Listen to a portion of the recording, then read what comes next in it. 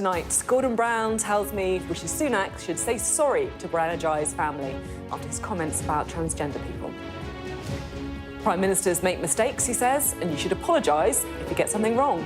But Sunak's doubling down, saying it's sad and wrong to link what he said to the murdered teenager. Well, it's diverted attention from Labour finally confirming a major climb down tonight. Keir Starmer is scrapping his £28 billion green spending promise. Also tonight, new rules for protesters. The Home Office says those who wear masks could soon be arrested. And we'll look back at when sorry seems to be an easier word to say. All that and more with Ash Sarkar and Nick Ferrari, who will be with us for the next hour. It's Thursday. I'm Sophy Ridge, live from Westminster, and this is the Politics Hub.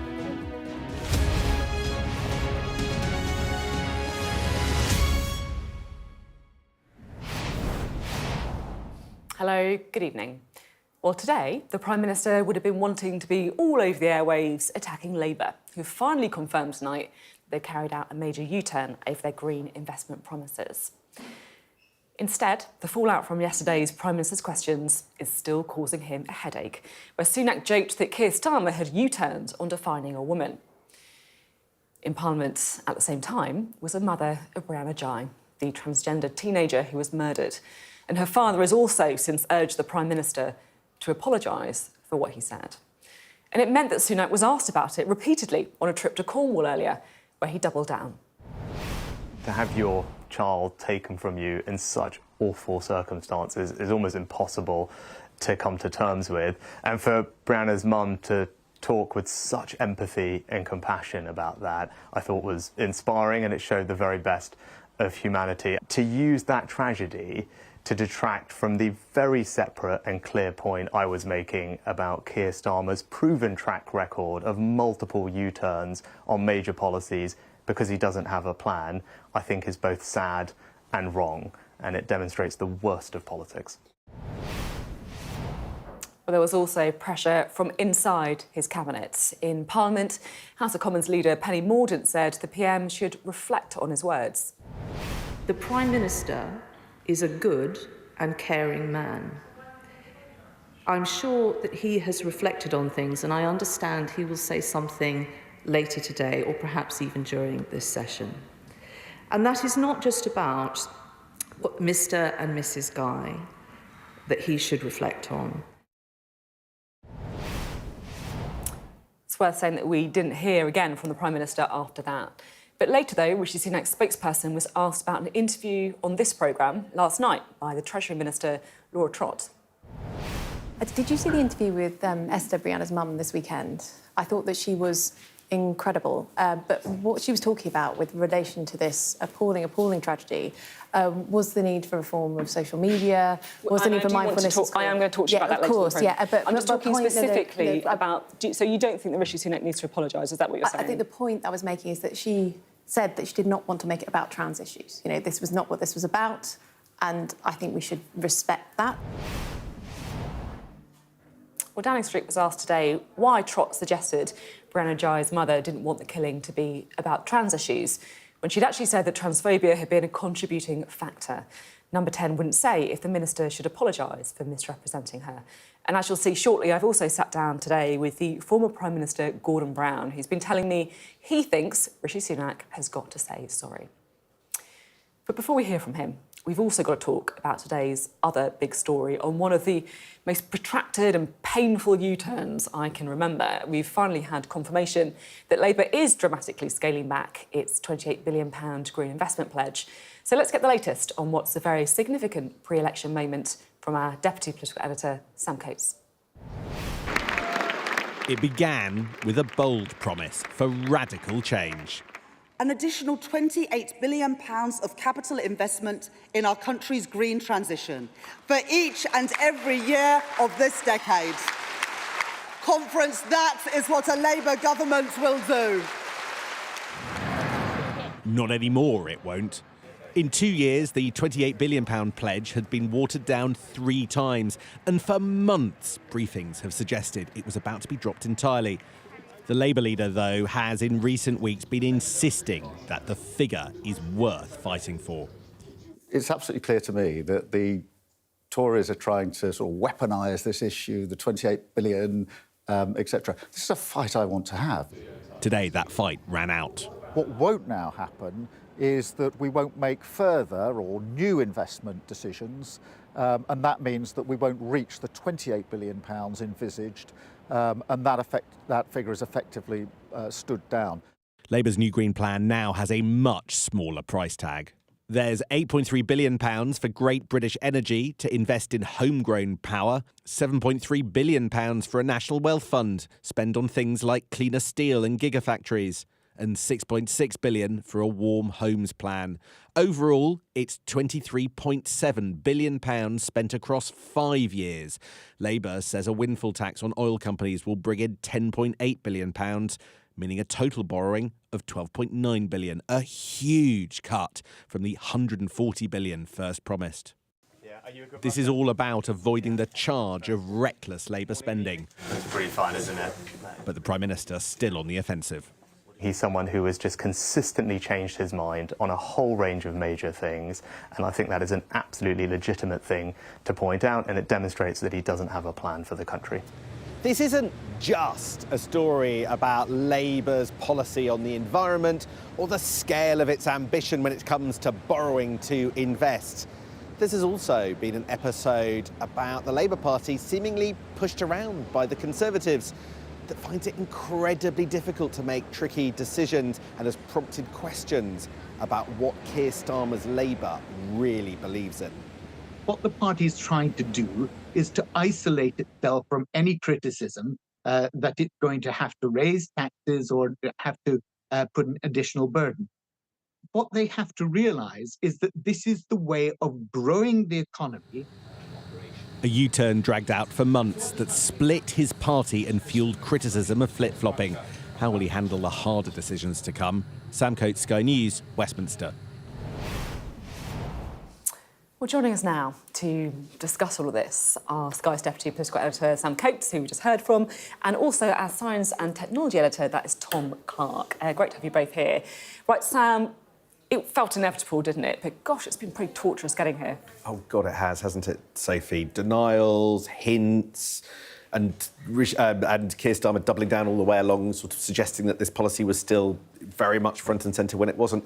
Do you know the biggest thing? The biggest takeaway from today, and I sat in all the briefings with Rachel Reeves and Keir Starmer, is that they got themselves in just this incredible tangle whereby they were defending a headline policy, £28 billion of spending a year on green investment paid for by borrowing, that didn't exist. Now, let me explain what I mean by that. It was never 28 billion. They had alighted upon a figure but not worked out how to spend that amount of money. About 6 billion of that 28 billion hadn't been committed to anything. 10 billion of it had already been spent by this government and could be included in the 28 billion sort of total. So, yes, there was a bit of scaling back and a bit of repurposing, but in the end, we've ended up with a situation where they say they're doing the same things, but they've just changed the price tag, inserted a windfall tax, and they say, our ambition isn't dimmed. But my goodness, the mess that they got themselves into 4 months was incredible. Tom, I want to talk to you about this because I am quite aware that, look, it's important not to just look at this through a political lens, right? To think, oh, who's up, who's down, what does it mean in terms of Westminster bubble? In policy terms, this is a potentially big deal, right? It is. It's quite significant because we're having a row, as Sam said, about a sort of a non-number. But if we are serious about the climate change commitments, and remember, both parties have agreed to these, the net zero by 2050, that was something that the Conservatives bought in and was back from all sides. We've got to make investments to get there. The Conservatives are committed to 50 gigawatts of offshore wind by 2030, and it's not going to pay for itself. It needs public money behind it. So they've got to spend this money too. But the whole point of a bit of public sector investment is to attract outward investment from industry. And the one thing, the big criticism in the sort of net zero policy world has been the Conservatives' position flip-flopping around net zero, almost discussing as if it's an optional thing, has had a chilling effect on people who want to come and invest here. And there's a lot of competition because the Americans, obviously the Inflation Reduction Act, are attracting a lot of investment, as is Europe. We've got to compete for that. There was some hope that Labour were giving a bit more clarity, and now I don't think we have that, and that's a big concern. I mean, the irony is, I think, in narrow political terms, the decision-making was almost nothing to do with the environment whatsoever. Yeah. And whilst hearing the impact that it has, I think this was about Labour trying to defend itself and its economic credibility against attacks that the Labour Party always borrows too much and raises your taxes. Now they've decided to nix that, but face the risk of the accusation of flip-flopping. And what a day to do a flip-flop. If you think about it, we've just had news from the European Union's Environment Monitoring Service. We've had 12 months now, a degree and a half warmer than the pre-industrial average, the warmest temperatures we've had for 125,000 years. And here we are, distracted by a 5-year election cycle, talking about a number when ultimately everyone's kind of agreed we do need to do something about that. We do need to spend that money. And both sides are going to have to commit to that in some way or other. The argument really should be about how do we get the best value for money doing that, not about the number itself. OK, thanks both very much indeed, Sam and Tom there. Well, let's hear now, shall we, from the former Prime Minister Gordon Brown. A little earlier, I spoke to him about where he stood on a Labour mandate's Green Pledge, Rishi Sunak's transgender comments, and as you'll hear, he was unusually undiplomatic about the possibility of a Donald Trump presidency in the United States. But first, we began by discussing the issue that he wants all politicians of all colours to do more about, tackling child poverty. Thank you so much for being on the programme this evening. You're here to talk about what you're describing as a child poverty epidemic. What's that all about? Well, what's happened is that we had the big rises in heating costs 2 years ago. We had the big rises in food prices a year ago. And people somehow think that, well, we're through the worst. Actually, for very poor families, it's the combination of all these things, not having any more savings, the emergency payments stopping, charities not having enough resources to help them, food banks sometimes running out of food. All these things have come together to make this the worst year for children in poverty. And we've got to do something about it. It's an emergency, it's a crisis this winter, and of course it's got these huge side effects because we've got children who can't afford, or the parents can't afford toothpaste, they can't afford soap, can't afford shampoo, can't afford winter coats. And so you've got a cleanliness problem, you've got a health problem, and something has got to be done to make life better, because we're sacrificing the future of thousands of children on the altar of failing to take into account that we've got to do more about their poverty. I feel like, unlike many other former leaders who seem to spend a lot of time going around Davos or whatever, you're someone who's very rooted in your community in Scotland. What kind of things are you seeing? Well, I grew up in the town and the county where I now still am. And I saw, when I was growing up, a lot of poverty because it was a mining and linoleum town and life was changing and people obviously were finding it very, very difficult as jobs were lost. And there was a lot of slum housing still. But when I look at the conditions that now exist for many families, they're as bad as they were then, and they're back to where they were then. And it's because the low-income families in this country are facing multiple deprivations. The benefits have not risen in line with inflation, and therefore they're out of pocket already if they're trying to buy, say, clothes as well as food and heating. Children have been doubly hit because we've got the two-child rule, and we've got this family payment that's been removed. Then there's a cap on benefits, and then there's deductions. So if you've gone onto universal credit and you get a loan for the first 5 weeks and don't get a payment, then you're permanently in debt to what has become the biggest debt collector in the land, and that's the Department of Work and Pensions. So half the people on benefits now have got deductions. They're paying back these loans that they should never have had to take out in the first place. And it's the combination of all these things that are making things worse for people. You, talking about benefits there and universal credit, there's of course a limit, a two-child limit on the number of children you can claim child benefit for, and there is evidence to show that that's pushing larger families into poverty. Would you like to see that two-child cap? What I'd like to see is a review that is successful in making sure, and this is the test of this, that families with children have the basic necessities of life provided for. And remember, 3/4 of the children in poverty that I'm talking about are in families where someone is working. This is not like the 1980s when it was mass unemployment that caused the problem. This is families where someone is working, but they're not making enough. They cannot make ends meet. And we know that from nurses, we know that from other professions. They cannot make ends meet because the costs of bringing up a child have been so much rising. And of course, these basic necessities, like soap, shampoo, and so on, have been going up in price as much and perhaps more than some other commodities that people have got to buy. I can see you trying not to be unhelpful to Keir Starmer there. But you do think the two-child limit should go, don't you? I think the two-child limit, I never supported it, but what I do think is this, that you need a root and branch review of universal credit. And I think I can explain, I think, why this is for him the right thing to do. There are so many elements now of the universal credit that have come under review, but the test is not really one element. The test is, does it meet the basic necessities that families in work have got to be able to provide for their children? Does the reform or the review make sure that these essentials can actually be provided for? As you say, it's an obscene situation, and you're a very strong advocate of this as well. You've been talking about the kind of immediate crisis in the winter. Looking a little bit further forward, it could be that we're going to see the first Labour Prime Minister since yourself. How ambitious do you think the next government needs to be? Well, I see my role as raising what I think are problems that have got to be dealt with. I don't think I can, with the knowledge I now have, suggest what is the only or the right solution. And I think you've got to leave it to Keir Starmer and Rachel Reeves to decide what the fiscal arithmetic is going to be, what their priorities are for the first few months, how they can get legislation through the House of Commons, depending on what the majority are. These are all questions that I'm not going to sort of speculate about, because that's for them to decide. I think the important thing is that we send a message that a country that needs change will have change.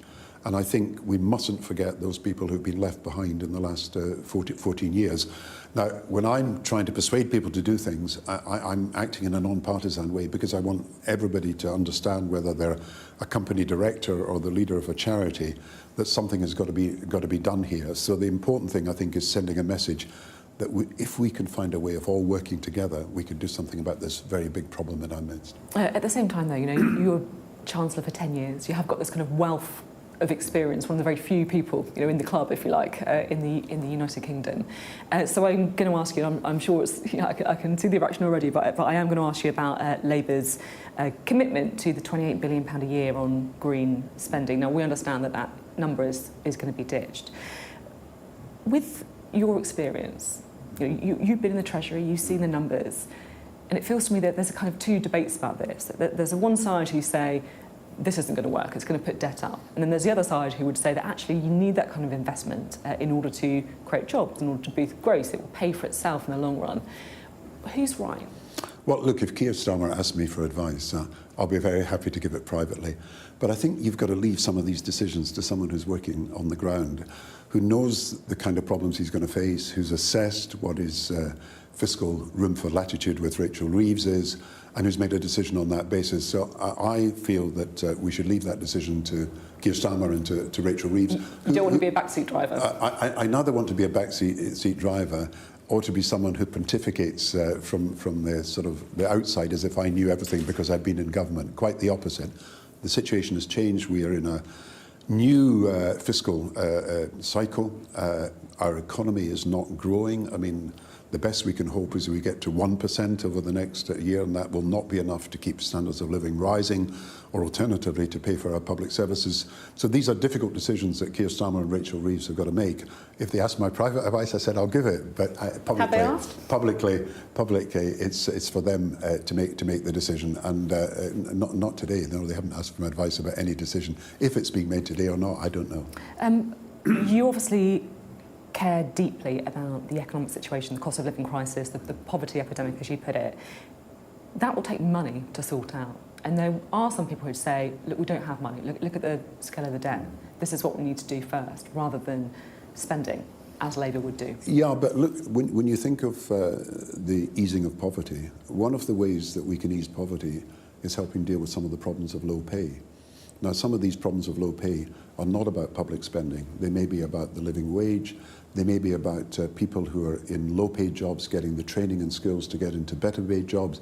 It may be something to do with how we provide childcare and what could be done about that. There's a number of ways that we can deal with the problem of poverty that don't actually commit you to massive amounts of public expenditure. And I think we should be thinking about how we can relate the creation of good jobs to the relief of poverty. And I think there are probably 1 million people in this country who could move from a low-paid job into a better-paid job, who would not then have to claim universal credit, who would be paying taxes instead of not doing so, and actually the country would save money rather than lose money by getting people into better jobs. And of course, this is a global problem as well, not just a domestic one too. I had to say I really enjoyed your kind of gag to my colleague Kay Burley when you said you're too old to be PM in the UK, but too young to be US President. Yeah, it doesn't go down well in America. Yeah, I bet that, I can imagine. We enjoy it, perhaps less so across the pond. Are you concerned at all about the prospect of a Donald Trump presidency? Yeah, I have written about this, and you know, I would normally say that any British leader should keep out of American politics, and they would say any American leader should keep out of British politics. But I think we've got to sound some worry about what's likely to happen. If Donald Trump were elected, he's promised a 10% tariff on goods, so you've immediately got a trade war. He wants to leave the World Bank and the IMF and all the international institutions that are responsible for trying to get international cooperation. We don't know what he's going to do on Ukraine, so there is a huge doubt as to whether, you know, a sovereign state, Ukraine, can actually be protected under a Trump administration. So I think we've got to tell the Americans that we in Europe are really worried about what could be the consequence of this Trump administration. And if these things were to happen, to have trade wars, protectionism, to have Ukraine let down, and also not to know what he's going to do about China and the Middle East. These are huge issues, not just for America, but for the whole of the world, and particularly issues for Britain and Europe as well. So I think on this instance, we've got to speak out and say, look, we are worried about what the policies that he's proposing are. You know, he wasn't prepared to be president in 2016, he probably never expected to get the job. Now he has got a whole series of institutes working on detailed policies. Some of them really do frighten most people around the world.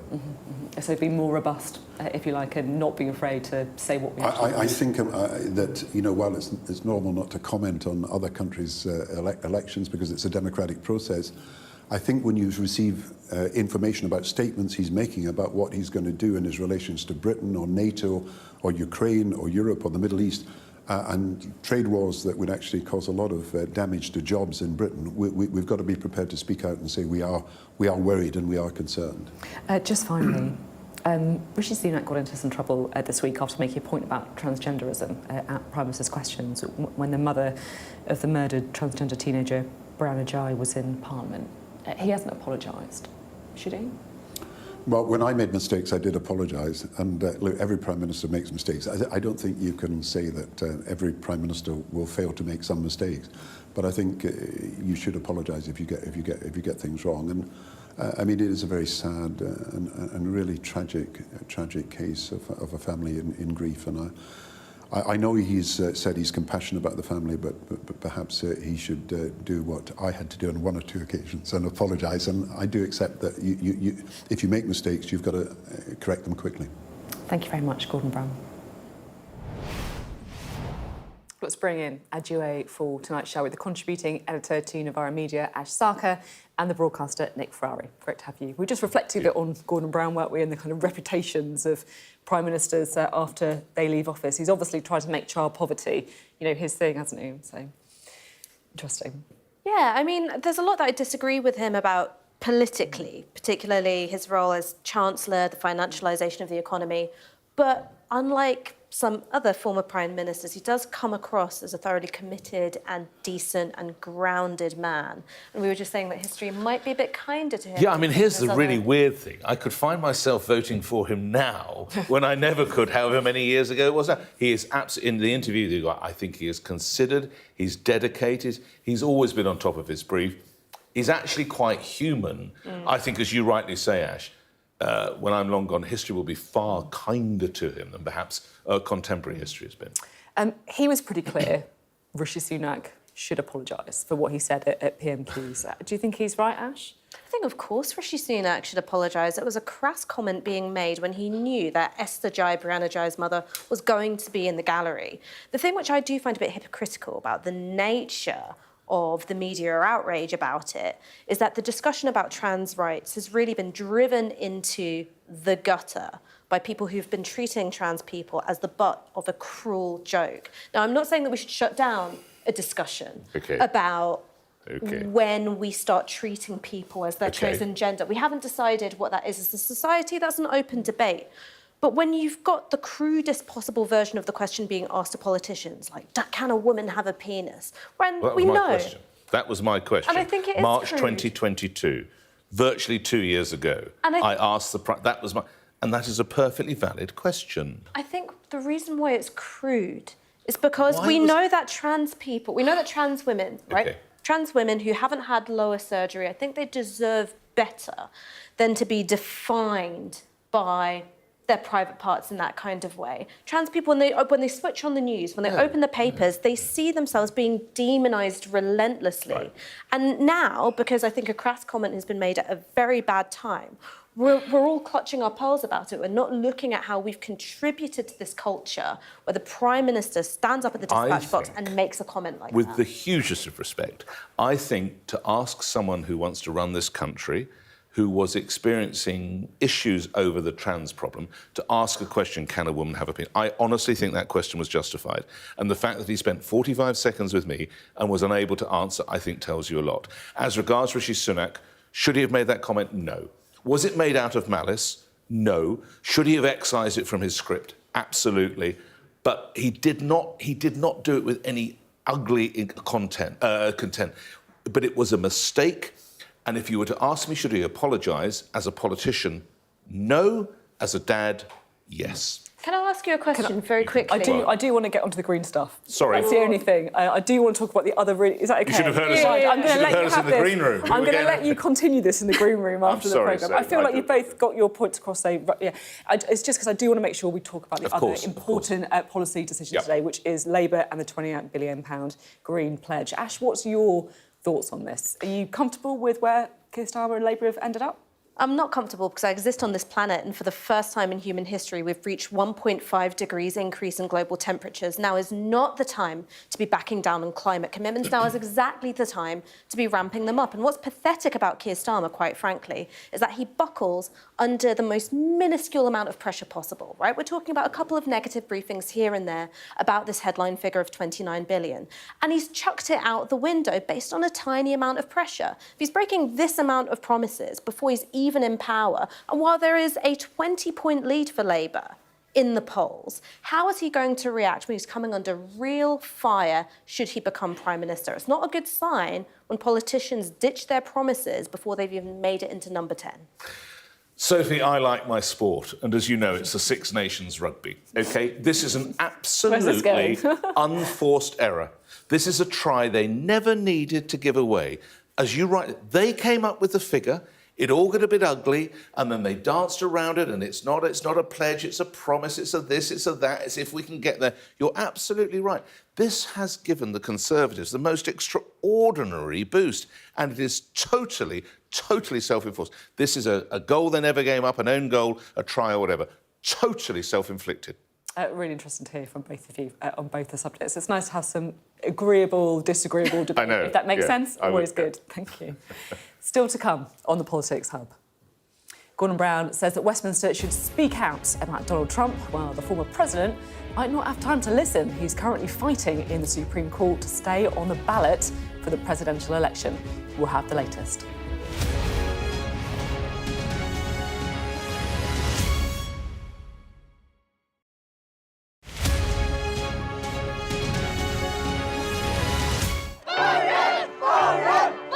I will always remember the atmosphere at the Shanghai protests. It was an electric mix of excitement, fear and defiance, and a sense that history was being made. We beg you to let Madeleine come home. My most memorable story was, and still is, the disappearance of Madeleine McCann. I've seen people who believe and strive for the American dream, even in the face of disaster.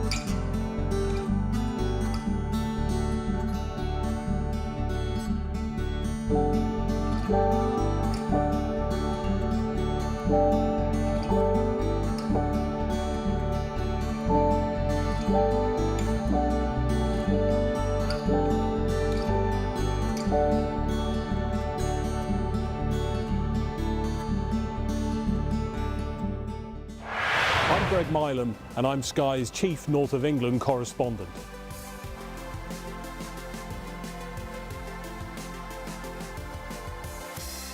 We aim to be the best and most trusted place for news.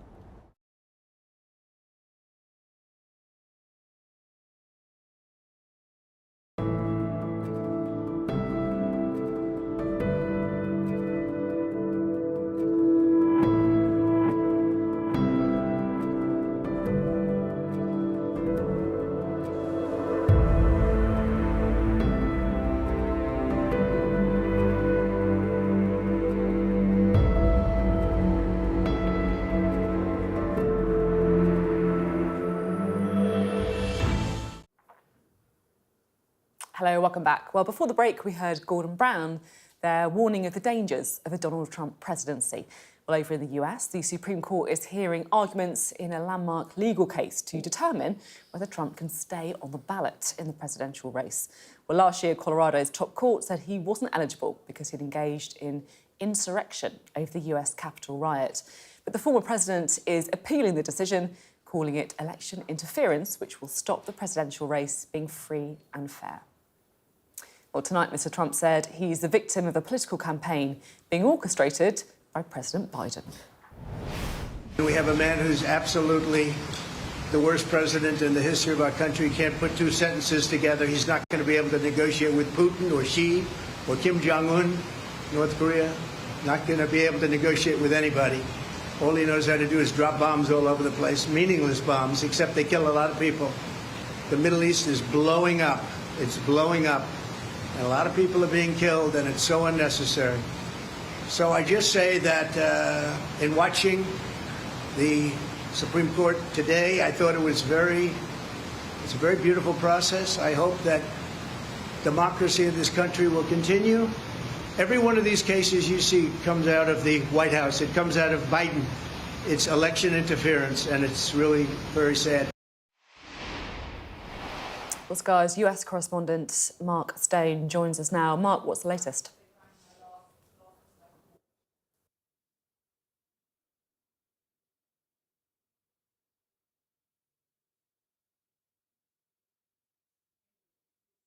Suggest that this case has anything to do with President Biden. It was brought by Republicans. It was brought by citizen Republicans in the state of Colorado because they believe that he is an insurrectionist because of his involvement in January the 6th. And therefore, because they cite a few words in the Constitution written 250 years ago or so, just under 200 years ago, which say that someone who is engaged in insurrection cannot stand for president. And that is what this case is all about. So for Donald Trump to suggest this has all been brought by President Biden is complete nonsense. And I think, we're seeing repeated what he did before the last election, which was to claim things on the airwaves which simply weren't true and which were which no one called him out for. So that's the first point to make. The case itself is fascinating and potentially profound because it is, as I say, the state of Colorado that has brought this case. As things stand, he is not on the ballot in Colorado. So when they have their primary next month, as things stand, people will not be able to choose him. So he's not a candidate there. The reason the Supreme Court of the land has got involved is because the 9 justices weighed, incidentally, towards the Conservatives because of Donald Trump appointees, are looking now at whether or not this case can stand. If, and I don't think they will, but if they decide that yes, he can remain off the he should remain off the ballot, that the Supreme Court in Colorado was correct. Well, that is huge because it means that other states might follow suit, and therefore we will see that he is not effectively cannot be the presidential candidate for the Republican Party. Now, Republicans are saying that this is disenfranchising them. I think, it will cause all sorts of chaos if that is the case. I think it's probable that the Supreme Court justices, when they rule, and they won't do it today, it will be, we just heard heard a recording of their arguments today. When they rule, I think it's probable that they will force his name back on the ballot in Colorado. So this particular case, if that's what happens, will go away. It's one of so many, Sophie. We're going to be reporting for the Supreme Court a lot over the next few months. The case that they have heard heard today, which they are now deliberating on, is the biggest, most important case in a political sense that they've had to deal with since Al Gore, George W. Bush in 2000, where it was the Supreme Court who had to rule who won that election. Incredible stuff. Mark, thank you very much indeed. Mark Stone there in Washington. I mean, we talk about the roller coaster of British politics, and I have to say, in the US, it really is absolutely extraordinary what we're seeing, what we're likely to see over the next year or so as well. Nick, Gordon Brown said, look, normally I wouldn't tell people to interfere in democratic elections, but British politicians should get out there and talk about how worried they are about Donald Trump because the consequences are so bad. Do you think he's right? Or? Of course he's right. We have to say it is up to Americans to decide upon who their president should be. I find it, and as has been said so many times, I find it quite extraordinary of a country of that size, that magnitude, that power, that, in times, intelligence, as what would seem to be fielding these two candidates. And Sophie, I think this is one occasion where we can actually give thanks that we live in the United Kingdom, in that, although you could argue we've had some interesting selections as prime ministers over the recent years, we do not have a system as this. Because I honestly feel, if I was an American citizen, I don't think I could be troubled to get off my sofa or lazy boy and vote for either of these two. They just don't hit it for me. And I find it incredibly depressing because there will be young Americans watching this.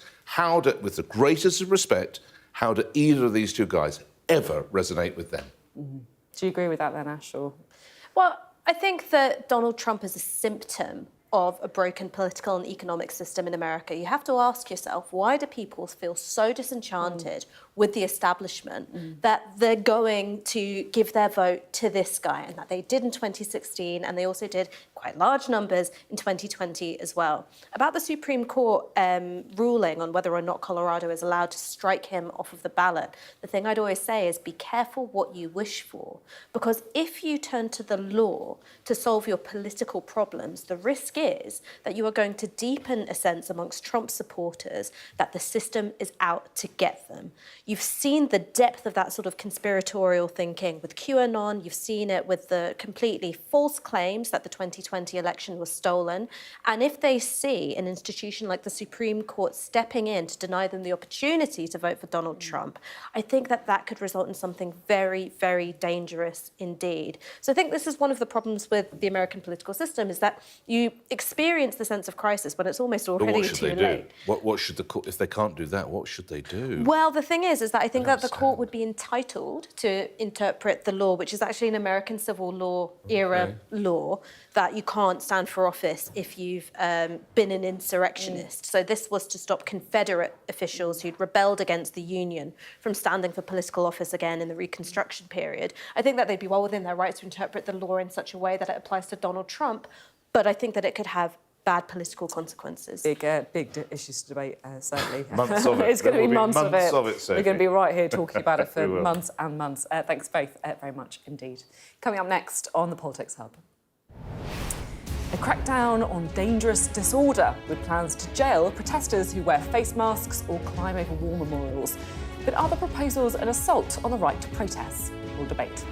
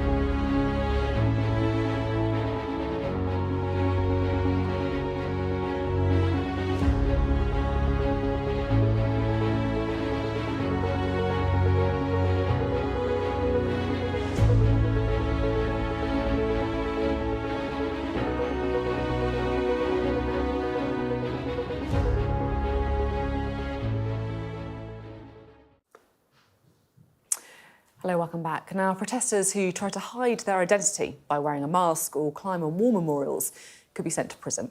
The government's changing the law as part of a crackdown on what it calls dangerous disorder. Those arrested could face 3 months in prison and a £1,000 fine. But the Security Minister, Tom Tugendhat, had this to say in the House of Commons a bit earlier. Attacking our national memorials goes beyond the legitimate exercise of free speech. And we must not give those who commit acts at protests the ability to get away with it by simply hiding their identity. Once this legislation comes into force, the police will have new powers to arrest protesters who wear face coverings to conceal their identities at certain protests. Those who shout racist abuse and extremist rhetoric will no longer be able to hide from justice.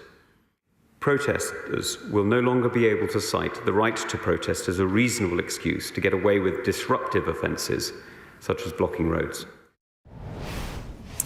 Well, our chief political correspondent, John Craig, joins us now. John, what's the thinking behind this? Well, earlier this week, Suella Braverman wrote an article in the Daily Telegraph calling for new powers for the Home Secretary to ban protests altogether. Well, Mr Cleverly and Tom Tugendhat have done nothing like that today. He mentioned some of the measures there. It's basically targeted at people like Just Stop Oil and also Extinction Rebellion. But also, when he's talking about masks, some of those, what Suella Braverman called the hate marches, the anti-Israel marches. Now, Mr Tugendhat, who's probably one of the calmest, least excitable ministers in the government, he rattled off a list of things they want to stop. Blocking roads, preventing ambulances from getting through, stopping people from getting to work or visiting loved ones, and so on. And then he also talked about the masks and also the climbing onto war memorials. What was interesting, there was no real backlash in the House of Commons. You might have expected from what you might have called the civil liberties wing of the Labour Party, if there still is one. The only real opposition came from the SNP, who said it was culture wars and pandering to the right wing of the Tory party. But even Labour MPs backed it. More culture war nonsense, that's right, pandering to their right wing. That was Amy Callaghan from the SNP. But Dan Jarvis for Labour gave it a pretty warm welcome. He did, however, on the masks issue, say, what about dissidents when dissidents are protesting outside foreign embassies? He also he said they may well be there trying to protect their family back home. But what was quite fun, actually, later on, there were all sorts of anecdotes from MPs about all the various protests they've been on. I love this one. Sir Peter Bottomley, the father of the House. Some demonstrations are perfectly acceptable. In my early years as an MP, in order to get a relief road, I escorted mothers and their prams down a major road. A slow protest. Anyway, they got their relief road, and there were various anecdotes like that from MPs. Amazing. John, thank you very much indeed. Right, let's bring in Nick and Ash. I feel like it could get a bit feisty here. Great news. What is there not to love here? This makes total sense. People should be able to go to work, should be able to get to medical appointments, do whatever they need to do. And if you want to demonstrate, and thank the Lord we live in a country where you can demonstrate, you do not need to wear a Guy Fawkes mask. End of. Two things. First, there are completely lawful reasons for wanting to wear a mask on a protest. When I've been on anti-fascist protests, I'm going to tell you one. Right, when I've been on anti-fascist protests, you have had members of the organised far right taking photos and filming protesters with the hopes of identifying them, publishing their names, publishing their places of work. For my own personal safety, I've previously worn masks on those occasions because I didn't want to bring violence into my home. I didn't want something affecting my family. Police have powers. Police have plenty of powers to stop criminal behaviour. If they're not using them, that's another issue. Not the slow march. But they've got. Not the slow walk along a road. They can prevent obstruction of a public highway. That is a power that they have. If they don't implement it, have a word with Mark Rowley. Don't push through new legislation, which is going to curtail, I think, perfectly legitimate civil liberties. It is wholly wrong that you endured that. Of course it is. But I point to others where people have felt that they've worn Guy Fawkes masks as they've let off fireworks. I very much doubt you've let off fireworks or climbed on the cenotaph. And I would point to that, of course, and I'm horrified to hear that. But someone who's wearing a Guy Fawkes mask who chooses to climb on the cenotaph, great, they should be nicked. But you have powers to deal with those things. It's not legal to just let off fireworks. It's not legal to just climb all over whatever you want to climb all over. The police have those powers. One of the protesters that lots of people talk about are the kind of the green marches that we've seen, right? The kind of the Extinction Rebellion, Just Stop Oil, as John was talking about, blocking roads. And Nick, you've got quite strong feelings on that, right? Well, I do, because, I think Ash is absolutely right. My understanding is if they block the King's Highway, there are regulations, and I fear that the police have not been bold enough to actually nick them. Which is your point, I guess, isn't it? That there are powers for them to... But my understanding is, just quickly, so if they do the famous slow walk tactic, which has brought major roads to a halt in this city, in London, and I'm sure in other cities, in Birmingham and Manchester, my understanding is, as long as they're moving at a snail's pace, it's far more difficult to nick them, because what I'm... Now, if that stops that, I'm sorry, Ash, that needs to be done. People deserve to be able to get through London, Birmingham, Manchester and every other city. I've been spending some time talking to people who are activists with Just Stop Oil and Extinction Rebellion. They are firm in the courage of their convictions and they are willing to go to jail. Introducing new powers is not going to stop them. It's really not. So what do we do? So I think that you have to use the police powers that they have, and you also have to look at the reason why these individuals are protesting. You can disagree with the tactics they use, and I think that's perfectly legitimate, but they have, I think, a moral cause. If you want to stop Stop Oil from blocking off roads, you can stop issuing new oil and gas licenses. I have a moral cause to visit my dying mother in hospital, or to get to my hospital appointment, and the police have the powers to clear them out the road. I'm sorry, that I have that moral cause as well. Come on. The police have the powers to stop them from doing that. My understanding is not not using the it. slow march, Ash. They're not using the powers that they have. And if you think introducing new ones is going to stop these people, I've spoken to them. It's not going to stop them. Why would you not want to allow people to visit relatives in hospital, or to be able to get to work? Or why would you not want to make that happen? What was your problem with doing that? My problem is introducing new powers which curtail civil liberties considerably and won't even stop the problem you're identifying. That's my issue. Ash, how disappointed are you that Labour accepted the moves today? To be disappointed, you have to have expectations. I have no expectations of this Labour leadership. This is a Labour leadership that I feel has given up on civil liberties. It has been disciplined very effectively by the Daily Mail, by right-wing papers. They don't want to get on the wrong side of them. And so they will, I think, sleepwalk into ever more draconian powers because they don't ever want to be seen to be on the side of protesters. This is a far cry from the Keir Starmer who boasted. Or they're in touch with the public. I think that the public cares about the right to protest. I think it cares about civil They care liberties. about getting to hospital.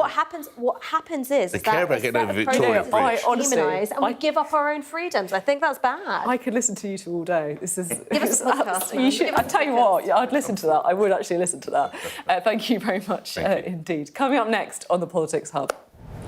Sorry, not sorry, was the Prime Minister's attitude when pushed to apologise for what he said about trans people at PMQs this week. So we thought we'd look back at some other political boyfriend apologies. That's next.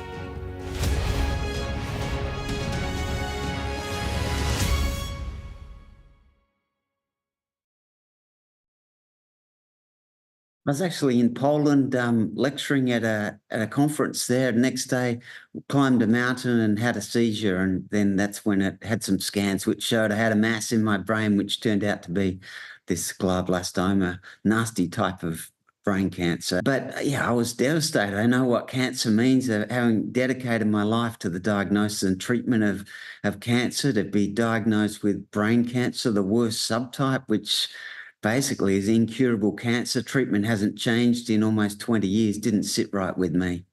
After the grief, which is still ongoing, really, it's a very grim diagnosis. I set about thinking, what could we do, knowing that glioblastoma, the treatment had not changed in 20 years, being a medical oncologist. So I started thinking about how we could apply what we know in melanoma and what we've forged and discovered in melanoma about treating with immunotherapy before surgery. It actually makes the immunotherapy more effective, like a sniffer dog sniffing out drugs. If you are trained to know the drugs, when you go to the airport, you can sniff them out better. We know in melanoma that by giving the immunotherapy first before surgery, we actually get a much more sustained and effective, durable anti-cancer control from the patient's own immune system. So that was the first step. And then coming up with the novel combination, which has never been used across the world, except in, early melanoma trials.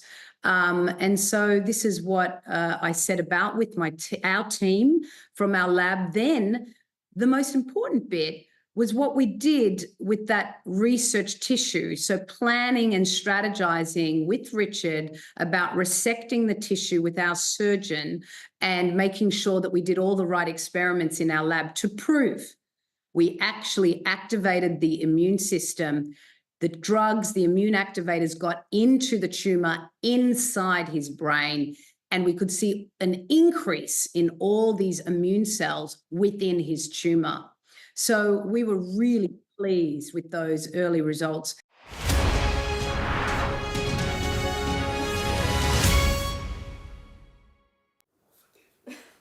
Hello, welcome back. Well, saying sorry isn't always easy, especially if you don't think you've done anything wrong. And that seems to be Rishi Sunak's position over the trans comments he made at PMQs. He hasn't even managed a boyfriend apology. You know, the ones, I'm really sorry that you feel that way and that I upset you by what I said. The Prime Minister's unrepentance got us thinking about some other political non-apologies. But we shouldn't have made a promise we weren't absolutely sure we could deliver. I'm sorry, I'm sorry, I'm so sorry. We drove for roughly half an hour and ended up on the outskirts of Castle Town. Do you regret what you did? I think that I behaved reasonably. For a Tory MP seen watching pornography in the Commons chamber. How do you not know how many times it happened when you were involved? I will await the findings of the inquiry. Was having to apologise to the Queen about those parties, was that a moment of shame for you? I deeply and bitterly regret that happened. But he is calling those who will not be voting with him tonight a bunch of terrorist sympathisers. Will he now apologise? I've made very clear, this is about how we fight terrorism. The Prime Minister refusing 6 times to say I'm sorry for the economic turmoil caused by the party he leads. No one apologised. I said mistakes were made, and I said part of the reason no one's that I apologised. became... We are sorry. And if we've lost your trust, that's how I hope we can start to win it back.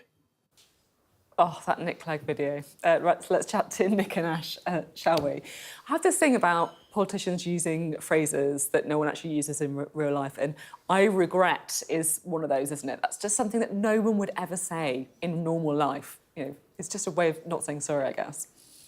Well, it's because I think politicians are afraid that if they say sorry, that's going to expose a chink in their armour. It's going to make them look even weaker. But the first thing we teach children is that when you've made a mistake, own up to it and say sorry. So I think it's one of those really weird things where the incentives that govern politics, it results in them behaving like aliens from another planet rather than normal human beings you'd interact with every day. Having been married a few times, sorry is my middle name. I start from a position of sorry. Work backwards from that. 15 years ago, I briefly toyed with the idea of running to be the mayor of London, and I actually I was going to schedule every Thursday morning at 9, I would just say sorry.